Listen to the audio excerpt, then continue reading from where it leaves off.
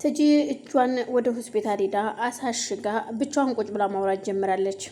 መለትም ሱራፌልን መበቀል እፈልጋለሁ፣ ከዚህ የበለጠ አሁን ስራዬን ማፋጠን አለብኝ። ስለዚህ ወደ ቤት መመለስና ስራዬን ማፋጠን አለብኝ። አሁኑኑ ሄጄ ሉላን ዛሬውኑ ብዙ ነገሮች እንድታከናውንልኝ እፈልጋለሁ ስትል ብቻዋን ታወራለች። ስለዚህ ወደ ቤት መሄድ አለባት። ቤት ከሄደች በኋላ ግን ቤት ከመድረሷ በፊት ሉላና አክስቷ ስለ ቤዛ እያወሩ ስለነበር፣ ምክንያቱም ቤዛ ቴክስት አድርጋ ነበር በሱራፌል ስልክ ላይ ስትደውልም አንስታ አዳምጣታለች።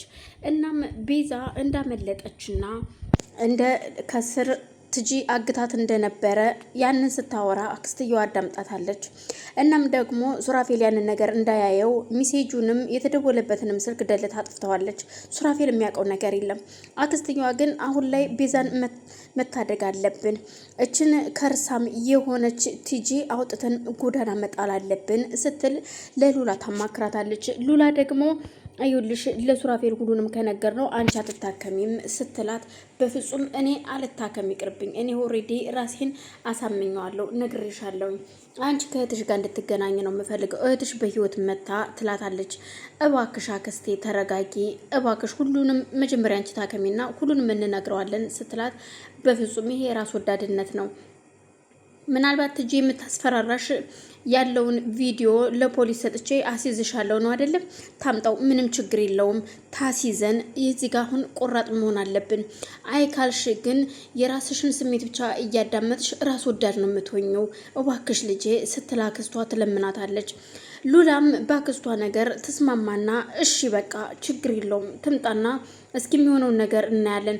እሷ ከመምጣቷ በፊት ግን ሱራፌል ከመጣ ለሱራፌል ሁሉንም ነገር እንነግረዋለን ብለው ሁለቱ ተነጋግረው ጨርሰዋል። ግን ደግሞ በዛ አጋጣሚ ደግሞ ሱራፌል ከመምጣቱ በፊት ትጂ ትመጣለች። ትጂ ስትመጣ በር አንኳኩታ ስትከፍት እሺ እንኳን ደህና መጣሽ አንቺ የተረገምሽ እርጉም ስትል አክስትየዋ በስድብ ትጀምራታለች። እዩልሽ ሉላ ነግሬሻለሁ፣ እችን አክስትሽን አሳርፊልኝ ትላታለች። ዝም በይ አሁን ምንም ነገር አፍ የለሽም፣ አፍሽን ዘግተሽ ተቀመጭ። ደግሞ ለምን መጣሽ አለቻት። ማለት ለምን መጣሽ ማለት መስጨረስንና ነው፣ አንቺ ነሽ እንጂ እኮ ከዚህ ቤት የምትወጡት እናንተ ናችሁ እንጂ እኔ አይደለሁም ትላታለች። አቤት አቤት ጭራሽ አንቺ ነሽ የምትወጪው፣ እኛንን የምንወጣው አንቺ ተቀማጩ ነሽ ስትል ሉላም ትናገራታለች። ቆይ ዛሬ ደግሞ ማነው አይዟችሁ ብሏችሁ በልበ ሙሉነት የምትናገሩት ስትል ትጂ ትመልስላችኋለች።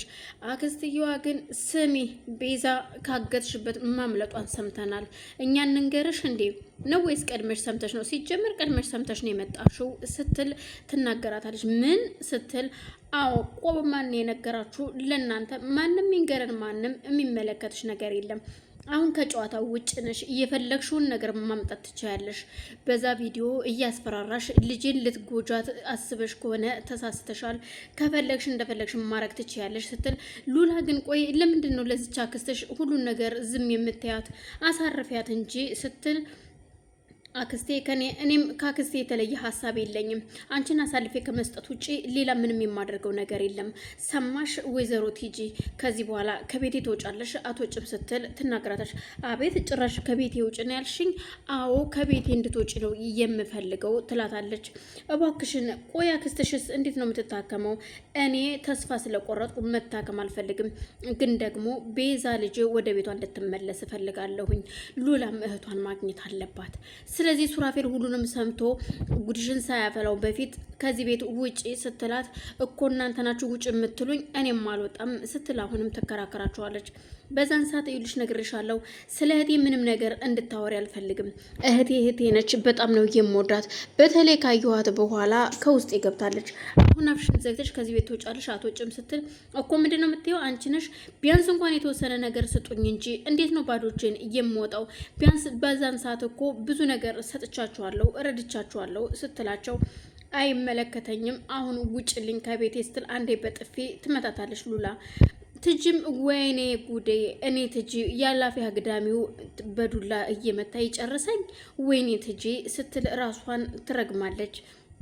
እኮ እናንተ አሁን ውጭ አላችሁኝ ስትል፣ አዎ እሰይ ልጅ አሁን ነው እውነት ሰው የሆንሽው፣ አሁን ጎበዝ ሆንሽ እሰይ ሉላ ስትል አክስትየዋም ታበረታታታለች ትጂን። ከዛም በኋላ ውጭ ከዚህ በኋላ ብላ አሁንም ገፍትራ ከቤቷ ታስወጣታለች ሉላ። ከዛ እንደወጣች የሆነ ካፌ ቁጭ ብላ እያለ ቆይን የምለው ብሬንም ጨርሻለሁ። ከዛ የተረገመ ዶክተር እየተቀበልኩትንም ገንዘብ እያሱራፌልን እና ሳሚ ተቀብለውኛል። ቆያውን በምን ነው የምንቀሳቀሰው? እነዚህም አሁን ብር አንሰጥም አሉ። ምንድነው የማደርገው ስትል፣ ምክንያቱም ያገታት ልጅም ደውሎ ቤዛ እንዳመለጠችና መኪና እንደገጫት ተረፍና ለመትረፏን እርግጠኛ አይደለሁም ሲል ነግሯታል። በዚህም አንድም ተበሳጭታለች። ለሮቤልም ስደውልለት በሰዓቱ ስልክ አላነሳላትም። አንስቶ እሷ መሆኗን ሲያቅ ስልክ ይዘጋባታል። ምን አለበት ቢያንስ እንኳን ተሻለ ሆይ እስከምለ ድረስ ስልኩን ባትዘጋው ስትል ራሷን ታማርራለች። ሳሚና ሱራፌል ቁጭ ብለው እያወሩ ነበረ። ቆይ እንደው ምን ይሻላል? እንዴት ነው የቤዛ ነገር ምን ላይ ደረሰ ሲለው፣ ተውባክን የቤዛ ጉዳይ ከቀን ቀን እየጨመረ ነው እንጂ እየቀነሰ ነገር የለም። ትጂ ከህይወታችን ካልወጣች እኔና ቤዛ አብረን የምንኖር አይመስለኝም። ቤዛ በጣም ተቀይራለች። እኔ አላቅም። እኔ አክስትየዋን ራሱ ምንም እያመንኳት አይደለም ሲል ይነግረዋል። ግን ቆይ እኔ አልገባኝም። እኔ እኮ የዝቼ ትጂ ነገር ነው። ምናልባት አሁን ይሄ የተረገመ ዶክተርም እኮ አፈር ልሶ ሊነሳ ይችላል። መጠንቀቅ አለብህ ሱራፌል። ምክንያቱም እሱ ከተነሳ የተረገመች ትጂም አብራው ስለምትሰራ ነው። ስለዚህ አሁን ትጂን ደግሞ ጀምረናታል መጨረስ አለብን ይለዋል። አዎ ግን እንደ ወሬያችንን እኛ እኮ በእኔ በራሴ ጉዳይ ተጠምቼ እኮ አንተን ረሳው። አንተና ሉሲ እንዴት ሆናችሁ ሲለው፣ አይ ሱራፌል እኔና ሉሲማ ተስማምተን አሁንማ እኮ ወደ ትዳሩ ዓለም ልንሄድ ነው።